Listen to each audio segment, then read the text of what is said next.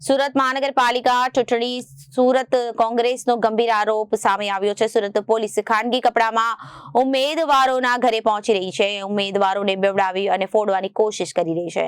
સુરત કોંગ્રેસના નેતા સુરત કલેક્ટર કચેરી પહોંચ્યા હતા અને કલેક્ટર કચેરી ખાતે રજૂઆત કરવામાં આવશે તેમ તેમણે જણાવ્યું હતું। સુરત મહાનગરપાલિકા ચૂંટણી સુરત કોંગ્રેસનો ગંભીર આરોપ। સુરત પોલીસ ખાનગી કપડામાં ઉમેદવારોને ઘરે પહોંચી રહી છે, ઉમેદવારોને બેવડાવી ફોડવાની કોશિશ કરી રહી છે।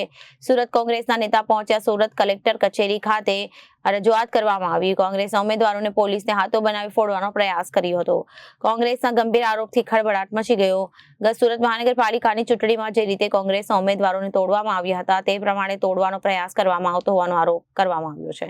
ઉમેદવારોને વડોદરા સુધી અને ઘર અપક્ષ ઉમેદવારોને ઘર સુધી લઈને આવી અને અહીંયા ફોર્મ ખેંચાવ્યા હતા અને બિનહરીફ કરવા ભારતીય જનતા પાર્ટીની એક સીટ બિનહરીફ કરી હતી।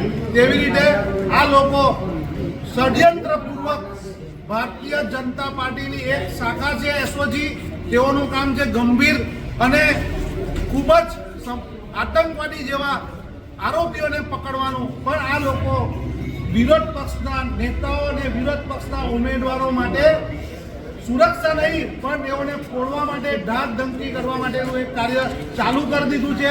અમારી પાસે પુરાવા છે, ફોન આવ્યા છે એમના, અને તેઓએ અહીંયા સરેઆમ આ કલેક્ટર ઓફિસના કેમેરા પણ જોઈ શકો છો। ગઈકાલે તેઓએ અહીંયા આવ્યા સાદા ડ્રેસની અંદર ને ડરનો માહોલ, દંડા ફરાવ્યા હતા બધા લોકોને ઉપર, જોર જોરમાં દંડા ઠોકેલા હતા। અને આ જો માહોલ રાજ્ય ચૂંટણી પંચની ઓફિસની અંદર સુરત શહેરના કલેક્ટર ઓફિસની અંદર થતું હોય તો આ ઘરની ઘર અને મોહલ્લાની સુધી પહોંચનારા આ પોલીસોને અગર તાત્કાલિક બદલી કરવામાં નહીં આવે તો સુરત શહેર આ મરણ ઉપવાસ ઉપર સુરત શહેર। Bureau report, Janadesh news.